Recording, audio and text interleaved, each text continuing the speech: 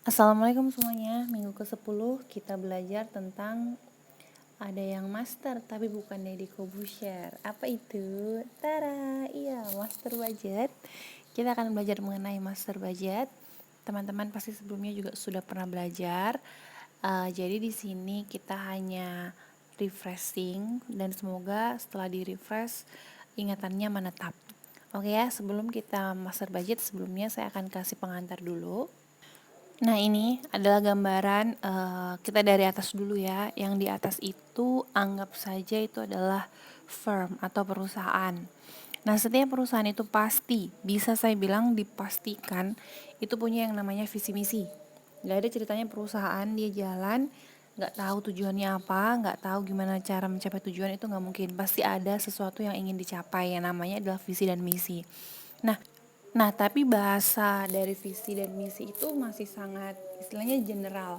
Artinya visi 50 tahun ke depan ini sangat sulit mencapainya karena oleh karena itu visi dan misi itu akan diturunkan menjadi suatu strategi.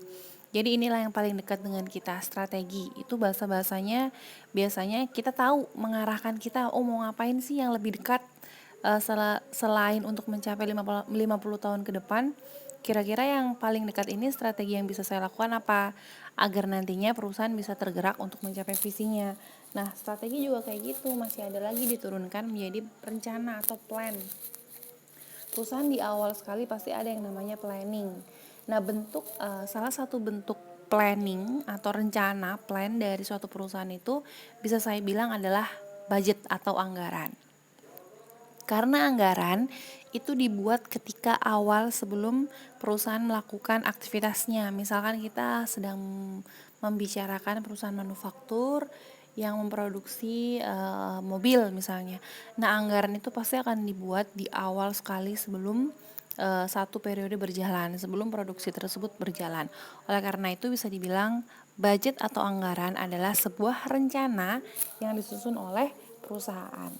Nah, tujuannya apa sih perusahaan kok harus membuat anggaran? Kira-kira teman-teman pernah nggak hidupnya itu let it flow aja, atau dari awal teman-teman sudah ada rencana mau ngapain? Pasti kebanyakan sudah ada rencana mau ngapain. Even sore ini mau ada kelas, ikut kelas saya ini, pasti juga sudah direncanakan. Oh iya, jam 3 itu adalah waktu untuk saya mengikuti kelas akuntansi biaya. Jadi meskipun ini adalah kuliah daring, setidaknya saya prepare. Oke, cek paketannya ada nggak? Oh iya, nanti kegiatan-kegiatan yang lain yang bisa mendistract saya untuk tidak fokus di kelas ini ada nggak? Disisihkan dulu. Bahkan ada juga yang sengaja standby di depan laptopnya udah nyala, udah connect wifi, hanya untuk menunggu jam 3 untuk kelas akuntansi biaya. Nah, ini salah satu planning gitu. Jadi supaya teman-teman itu hidupnya lebih terarah, dan perusahaan pun juga sama, supaya produksinya nggak, istilahnya kalau bahasa sekarang tuh nggak ambiar gitu. Jadi tepat sasaran, efektif dan efisien. Itulah salah satu fungsi dari anggaran. Masih banyak sekali fungsi yang lain dari anggaran. Nanti kita akan coba lihat apa sajakah yang menjadi manfaat bagi perusahaan ketika perusahaan memutuskan untuk di awal periode membuat anggaran. Gitu ya. Kita bisa lanjut ke yang berikutnya. Nah, ini adalah beberapa fungsi dari anggaran. Yang pertama tadi sudah saya bahas sedikit, yaitu untuk plan atau rencana ke depan tadi ya, supaya ada guidance gitu. Kita melakukan hidup itu sudah ada petunjuk-petunjuknya supaya kita nggak melenceng kemana-mana gitu. Bahkan ada guidance atau ada petunjuk aja kadang suka tuh namanya ada kebocoran produksi dan lain sebagainya, apalagi nggak ada. Nah, itu salah satu contoh dari fungsi anggaran. Kemudian yang kedua sebagai alat komunikasi. Nah, maksudnya gimana ini? Ketika manajer misalnya dia membuat suatu anggaran yang harus dilaksanakan oleh karyawannya. Nah, jadi dengan karyawan ini membaca anggaran yang diberikan oleh manajer, dia udah tahu tujuannya perusahaan ini mau produksi berapa misalnya. Tujuannya perusahaan ini mau dapat revenue berapa dari periode berjalan ini. Tujuannya berarti direct materialnya harus gimana, dan itu merupakan salah satu cara ketika kita nggak perlu harus meeting, tapi dengan anggaran itu semua bisa tahu konsepnya, tujuannya bersama, bahwa apa yang harusnya dilakukan untuk mencapai tujuan dari perusahaan. Nah, itu adalah maksudnya dari anggaran sebagai alat komunikasi. Oke, berikutnya yang ketiga ada performance measurement, pengukuran kinerja. Nah, ini jelas banget ya. Kalau misalkan kita ada anggaran, contohnya aja anggaran penjualan. Nah, ini untuk manajer penjualan, misalkan produk A, B, C, itu akan dapat dinilai kinerjanya dengan anggaran. Contohnya gini misalnya.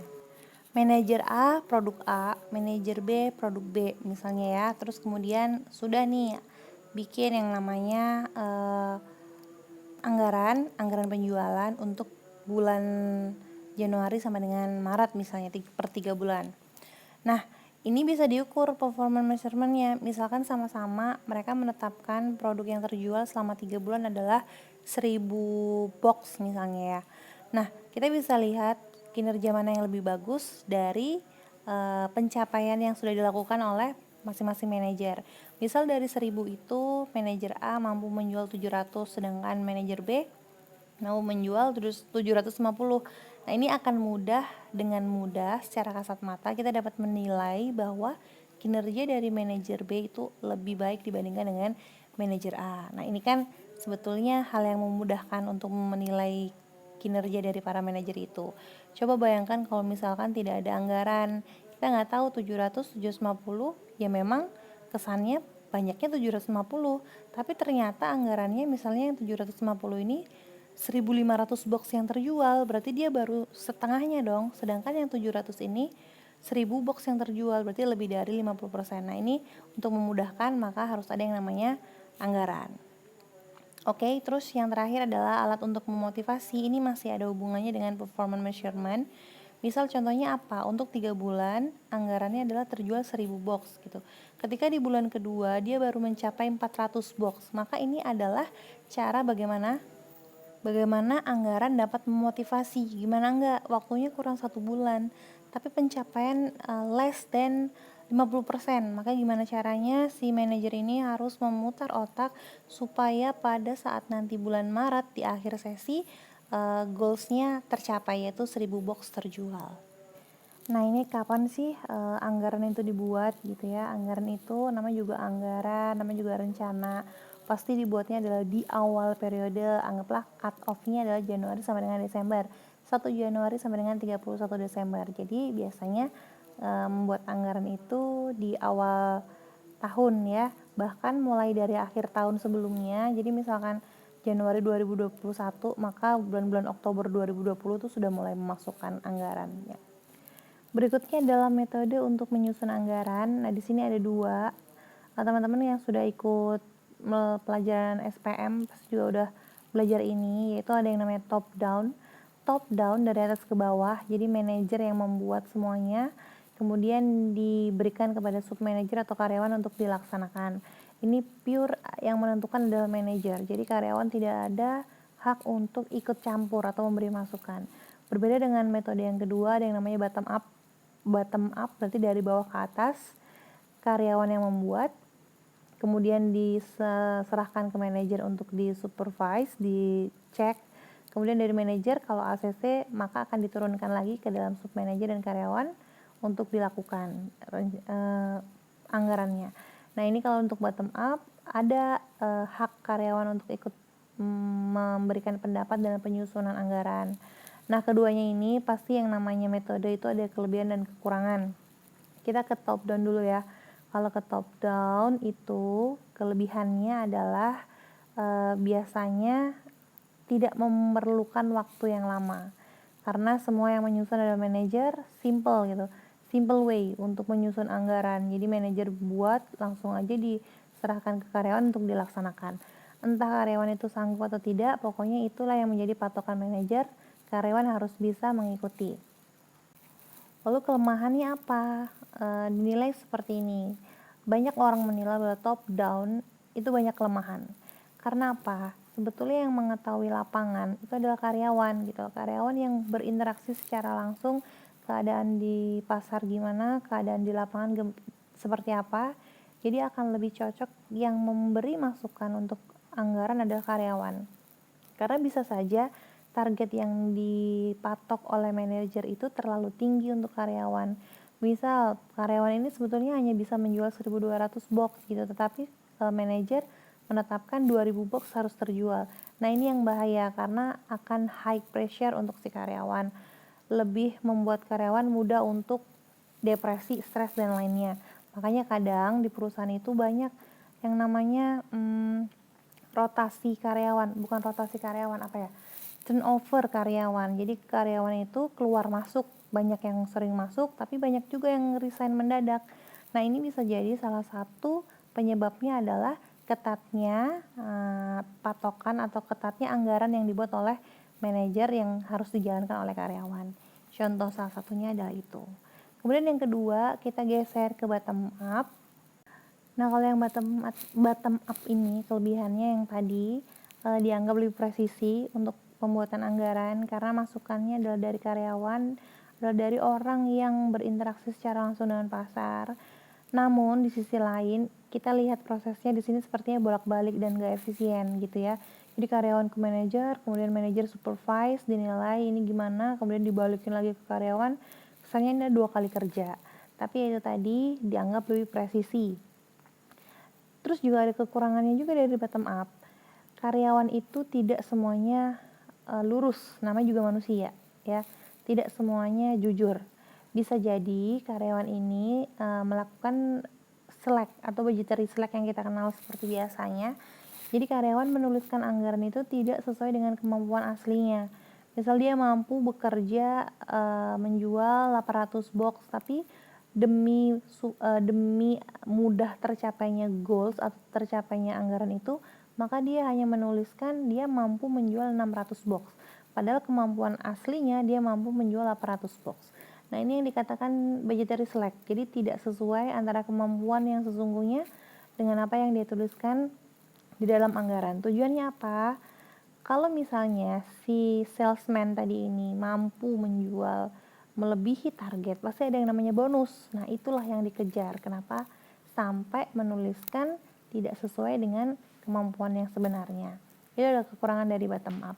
Tapi yang poin pentingnya adalah dia dianggap lebih presisi dibandingkan dengan top. Oke ya, selesai untuk budget itu sendiri. Sekarang kita masuk ke saudaranya Master Daddy, yaitu Master Budget. Nah kalau teman-teman pernah dengar kata-kata master, kayak Master Deddy Corbuzier itu kan artinya hebat gitu ya.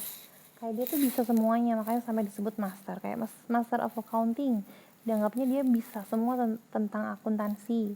Master of Art gitu dan lain sebagainya. Budget juga kayak gitu, Master of Budget gitu.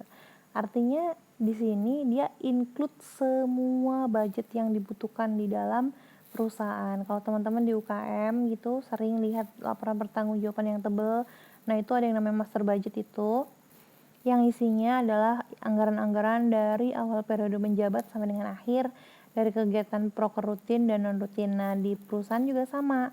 Jadi di awal sekali nanti kita intip ya, apa aja sih isinya di master budget ini, anggaran-anggaran apa aja sih yang ada di master budget ini. Jadi urut-urutannya juga perlu diperhatikan, apa dulu yang harus kita buat, anggaran apa dulu, baru kemudian bisa menentukan anggaran selanjutnya apa yang harus kita buat. Oke, lanjut. Nah, ini yang pertama, kita mulai dengan revenue budget. Kenapa kok harus revenue budget dulu? Kenapa kok nggak production budget dulu aja daripada revenue? Yang perlu teman-teman pikirkan lebih dalam di sini, orang itu akan tahu dia mau jualan berapa, dia mau produksi berapa, ketika dia tahu dia mau dapat uang berapa dulu nih. Setelah dia tahu dia mau duit berapa, baru dia tahu, oh untuk mencapai kekayaan sekian atau pendapatan sekian, ternyata saya harus jualan sekian box. Oh berarti produksi saya adalah sekian. Nah, jadi alurnya adalah kita mulai untuk master budget ini dimulai dengan revenue budget. Setelah itu baru kita bisa melanjutkan dengan production budget karena kita sudah tahu pendapatan berapa yang kita mau, lalu berarti produksinya yang harus kita lakukan juga berapa. Anggap aja itu gambar roda-roda mesin ya, itu bukan coronavirus, bukan. Jadi itu menunjukkan production budget, oke? Nah, setelah nanti teman-teman membuat production budget, isinya adalah apa? Di situ ada berapa yang harus diproduksi. Nah, dengan begitu teman-teman tahu, oh ketika 1.000 yang diproduksi maka bahan baku yang dibutuhkan berapa, itu direct material budget di bawahnya. Kemudian untuk itu orang-orang yang harus mengerjakan berapa, ada namanya direct labor budget sampai dengan overhead budget. Oke, ada pertanyaan, jadi ini semuanya saling berkesinambungan. Lalu nanti akhirnya sudah tahu DM, DL overhead, maka sampai dengan cost of goods sold budget. Nah, itu di bawah saya tulis COGS budget. Oke, sampai dengan sini revenue, production budget, direct material budget, direct labor budget, overhead budget, sampai dengan cost of goods sold. Kita lanjut berikutnya. Oke, ini sampai dengan nanti ada yang namanya income statement budget dan budgeting balance sheet. Jadi semua yang sama dengan laporan laba rugi, posisi keuangan itu akan ada anggarannya. Nah, tentu saja hal ini erat kaitannya dengan forecasting atau bisa disebut sebagai forecasting karena kan bikinnya di awal. Nah, pasti penuh dengan forecast atau ramalan ya. Jadi penganggaran itu pasti erat kaitannya dengan forecasting. Forecasting itu sendiri sangat erat kaitannya dengan what if analysis. What, apa, if, jika. Maksudnya seperti ini. Apa yang terjadi dengan penjualan jika kondisi pasar seperti ini? Contohnya itu. Apa yang terjadi dengan produksi jika bahan baku seperti ini? Banyak pengandaian supaya apa? Kita lebih hati-hati dalam merencanakan. Selanjutnya mengenai responsibility counting. Nah, ini adalah contohnya apa? Manajer bertanggung jawab atas apa yang ia bisa handle. Jadi yang dipertanggungjawabkan hanyalah apa-apa yang ada di bawahnya dia. Jadi kalau misalkan manajer pemasaran ya hanya bertanggung jawab terhadap divisi pemasaran. Nah, responsibility counting ini dibagi menjadi 4, yaitu ada cost center, revenue center, profit center, dan investment center. Kita bahas satu-satu contohnya. Ya, untuk yang pertama cost center. Cost center ini berarti pusat pertanggungjawaban yang hanya fokus atau bertanggung jawab pada biaya. Nah, contoh-contoh di perusahaan tuh sangat banyak sekali ya divisi yang bergerak di cost center ini. Contohnya misalnya divisi produksi, divisi keuangan, divisi sumber daya manusia, karena mereka tidak dituntut untuk mencari yang lainnya seperti penghasilan dan yang lainnya. Murni hanya untuk pengeluaran biaya, kayak produksi pasti kan biaya produksi. Dia nanti kalau untuk masalah terjual sudah pindah divisi lain yang namanya divisi pemasaran. Nah, khusus divisi produksi sebutannya adalah cost center, hanya bertanggung jawab pada biaya saja. Kemudian lanjut selanjutnya revenue center, kebalikan dari cost center. Kalau cost center hanya pada biaya, kalau revenue center berarti hanya pada revenue atau pendapatan. Contoh di sini adalah divisi pemasaran. Ya, divisi pemasaran itu masuk ke revenue center, bisa juga masuk ke profit center. Oke, kalau profit center itu kan bertanggung jawabnya terhadap profit atau laba. Artinya dia juga bertanggung jawab revenue dan juga bertanggung jawab cost. Nah, divisi pemasaran ini sangat tricky ya, tergantung dari kebijakan perusahaannya.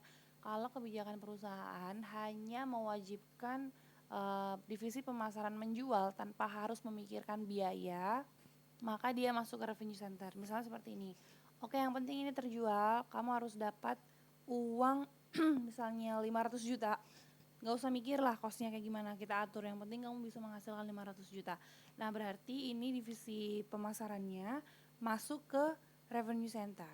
Tapi kalau misalkan dia kondisinya, oke, kamu harus menjual sebanyak 500 juta, tapi dengan biaya yang seminimal mungkin. Misalnya gak lebih dari 50 juta biaya pemasarannya. Bisa gak?